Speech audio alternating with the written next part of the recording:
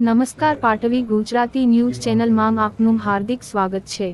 આણંદ જિલ્લાના આંકલાવ નગરપાલિકા વિસ્તારમાં આવેલ મિશનથી કબીરનગર વિસ્તારમાં બનાવેલ રોડ ટૂંક સમયમાં બિસ્માર હાલતમાં જોવા મળ્યો। સરકાર શ્રી દ્વારા ખર્ચ કરવામાં આવેલ ગ્રાન્ટનો દુરુપયોગ કરીને ખૂબ જ સસ્તી ગુણવત્તાવાળો સામાનનો ઉપયોગ કરીને બનાવવામાં આવેલ રોડ રસ્તા 5 વર્ષ પણ ચાલતા ન હોય અત્યારે હાલતમાં જોવા મળે છે, જેના કારણે આંકલાવ નગરની જનતાને ખૂબ જ હાલાકી ભોગવવી પડે છે। માહિતી અનુસાર નગરજનોએ પણ મૌખિક તથા લેખિતમાં રજૂઆત કરેલ હોવા છતાં નગરપાલિકાના કર્મચારીઓ દ્વારા કોઈપણ જાતનો સંતોષકારક જવાબ મળતો નથી। આંકલાવ નગરના સીમ વિસ્તારના રસ્તાઓ ખૂબ જ બિસ્માર હાલતમાં તૂટી ગયેલ હોવા છતાં પણ નવા રસ્તા બનતા નથી, તેથી સીમ વિસ્તારમાંથી આવતા ખેડૂતોને ખૂબ જ મુશ્કેલીનો સામનો કરવો પડે છે। હાલ સરકારશ્રીની ગ્રાન્ટ માંગથી બનતા આંકલાવ નગરના સીમ વિસ્તાર જેવા કે મિશનથી કબીરનગર તરફ તથા આંકલાવ ન્યાય મંદિરથી દલિત કબ્રસ્તાન તરફ તથા આંકલાવ કોલેજથી વડસર તલાવડી તરફ નવો રોડ હલકી ગુણવત્તાનું મટીરીયલ વાપરીને બનાવેલ હોવાથી અત્યારે સંપૂર્ણ તૂટી ગયેલ છે, જેથી સરકારશ્રીની જાહેર જનતાના ઉપયોગમાં લેવામાં આવતા જાહેર રસ્તાઓના નાણાંનો ખોટો દુરુપયોગ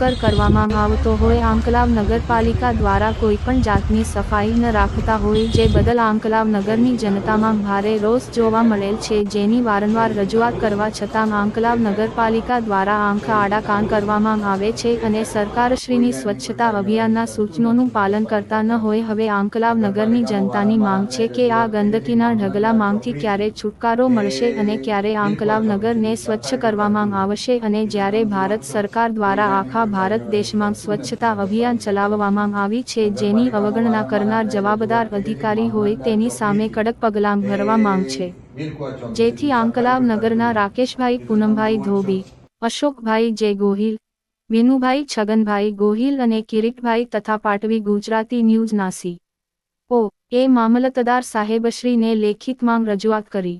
રિપોર્ટર સમીર ગુહા, આંકલાવ તાલુકો।